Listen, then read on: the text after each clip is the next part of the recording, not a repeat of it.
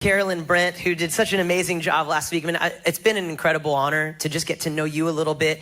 And it's an incredible honor that you call victory home. What you might not know about Carolyn, she's an award-winning author. She is actually an elder care legislative advocate. I nailed it in the first service. It's a lot of big words. But it's really amazing because what she does is she helps equip people to care for the elderly and for the disabled with just such beautiful love and intentionality. And you're going to hear a little bit about that. If that wasn't enough, she's a champion bodybuilder too. Like, what? Dr. William L. Brent. And this right here, this binder represents 12 years of caregiving, the medical, financial, and the legal aspects of caregiving. But how did I become who I am before I answered God's calling? I'm going to share a story. My father and I, we were very, very close. He raised me from the time I was 12 to 19, at which I left Denver, Colorado, and moved to Los Angeles to explore what the world had to offer me. My dad remarried, but we remained very close. I would look forward to his annual visits to California. On those visits, Dad and I, we would talk about a number of topics, but most importantly, because he was a church pastor, he would share the Word of God and God's love for humanity with me. But there's one particular visit that I want to share with you that I will never forget for as long as I live. My dad came to visit, and I had taken him to this beach called Redondo Beach, California. It was misty out that day. Hardly no people were around. But Dad and I, we were walking in the sand until we found a comfortable place to sit in the sand. As we sat there gazing at the beautiful ocean and listening to the calls of the seagulls and the pelicans flying by, my dad pointed to one pelican and he said, "Carolyn, imagine," where's my pelican? There should be a pelican on.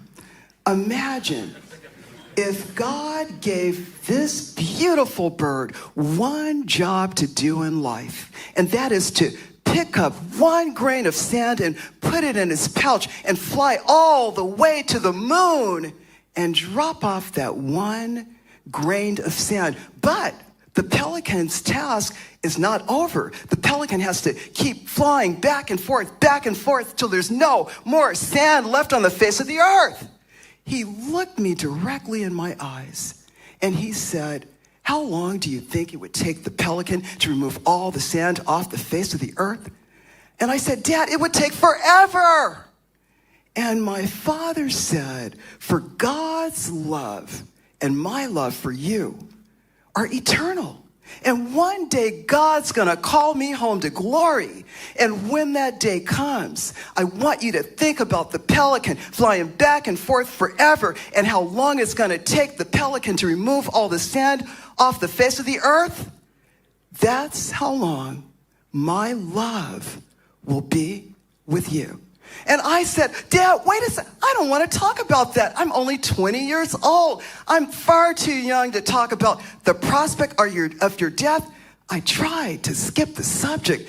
I didn't want to hear it. But I whispered to God, I said, "Dear God, you know I'm only 20. My daddy is my superhero. He's my best friend. Dear God, please let him live forever." Because when you're 20, your superheroes never die. Am I right about that? They don't die. But I said, "Dear God, if that time ever comes," because I'm in denial, because Dad's never going to die. "If that time ever comes, I will be there for my father." 30 years plus passed. We had our wonderful vacations and father and daughter relationship.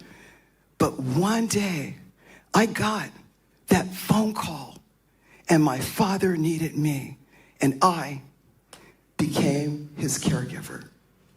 And what I learned as a caregiver, regardless of how you try to plan and put all the end-of-life wishes in place, when there's family members that don't agree with your loved one's wishes, you may find yourself in probate court or worse.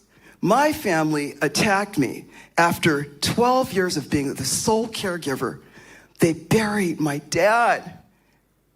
And I knew about it 2 weeks later after his interment. Imagine how devastated I was. I was mad at God. I was mad at my father for getting sick. I was mad at the world. I said, dear God, why me? But God had a calling on my life. He said, all those stories that your father told you over these years are preparing you. You've got to share with the world. You've got to share with humanity. That to have these crucial conversations.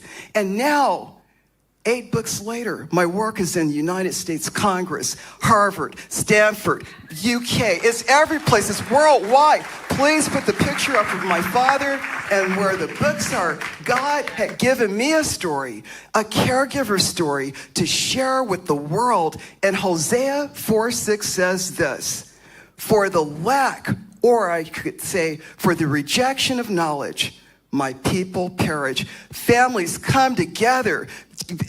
When a loved one dies, the one thing that a family should do is support each other and really share the legacy of your loved one's life. My name is Carolyn A. Brent. I'm an elder caregiver advocate. Thank you.